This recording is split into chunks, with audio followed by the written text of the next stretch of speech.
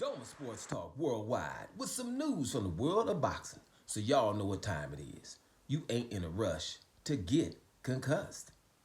Well, heavyweights with a concussion is out there. You know what I mean? Some serious concussion. We're gonna talk about, you know, Gerard Anderson.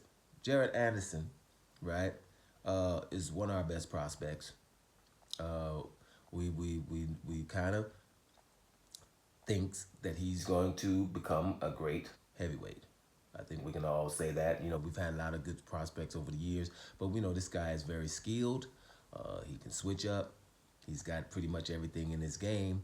We know that we just, we have to step up in competition. Now, Martin Bakole is the kind of guy who we know is a big plodding type of guy, with, stone in his hands. You hear a lot of sparring stories, and, he's won all his fights, most of them per knockout, with only one loss. So when you're looking at this fight, you're thinking, well, Jared Anderson, the real big baby Anderson, can outbox this guy, probably take Bakole out because he's slow and plodding, maybe late. That's just not what happened, guys. Martin Bakole stops Jared Anderson, and he, I would say he kind of dominated him. Jared Anderson was knocked down in round one, nice uppercut, and then followed by a right hand in round one, right? After Jared Anderson was kind of winning the round, because he's more active, young, speedy, was using his quickness, doing what he does, the skills that Jared Anderson has. But once he got touched a couple of times, he went down first time in his career. Rounds 2, 3, 4, or 2 and 3, Jared Anderson was, kind of, I would say probably winning the fight, but still having to worry about Bakole's power, right? And you could tell that he felt that power, but he was at least showing some heart and getting in there and letting Martin Bakole know, I'm about to win this fight. You got me down in round one, but I'm more skilled here, and I got some heart. I'm going to be up in here. Until round 4, and he got touched again with a little power, right? And, round 4, I would say probably even. But round 5, Bakole comes out and stops him. Had him down 2 times and stops him. Just the power was a little bit too much.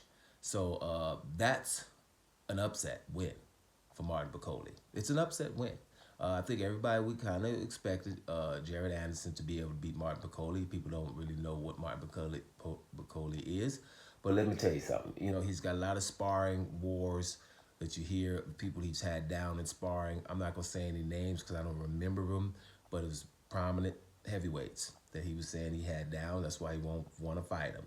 Luckily we won't say any names, but prominent ones, right? Good ones.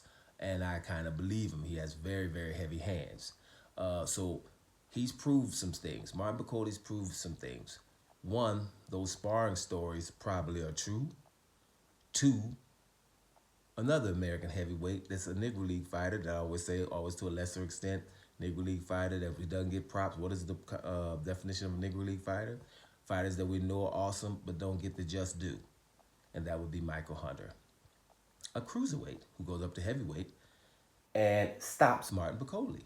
What was it, about 3, 4 years ago now? Stops Martin Bakole, right? Took him late and stops him with his skill set. Now you hear Martin Bakole said something with I think a hand or a shoulder injury in that fight. Yeah, but I watched that fight. It didn't look like it, right?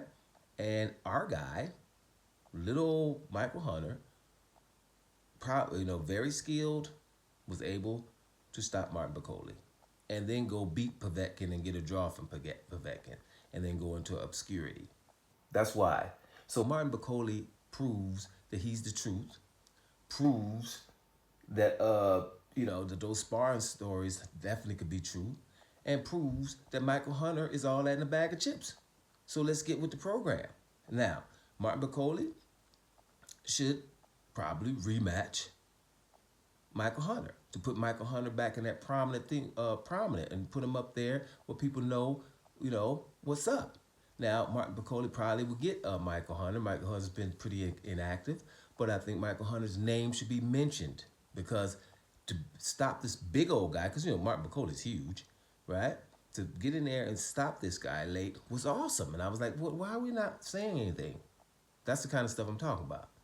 You're not supposed to. Jared Anderson is an awesome fighter, and not that 252 pounds. Michael Hunter's about 220. Was back when he did what he did. You see what I'm saying?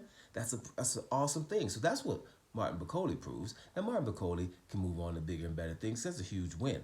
You know, maybe a Shilai Shang. That's a fight we would probably love to see. Two heavy hitters like that. Or a rematch with Michael Hunter until those things with the, with the Daniel Dubois and Joshua got a fight. Then you got the, the undisputed fight with Usyk and Fury. So you're not going to get any of those four. Shilai Shang is out there for Martin Bakole. Joseph Parker's out there for Martin Bakole. And the rematch with Michael Hunter. But Martin Bakole has proven that, he's the truth now. There should be no doubt about it. Jared Anderson, still young. Go back to the drawing board. I'm not going to start saying he got chin issues because you were stopped by Martin Bakole, because anybody get hit by Martin Bakole going to get stopped. But it's also props to our Negro League fighter, who should get more props than he's getting, Michael Hunter. Dope Sports Star Worldwide. And I'm out of here, y'all.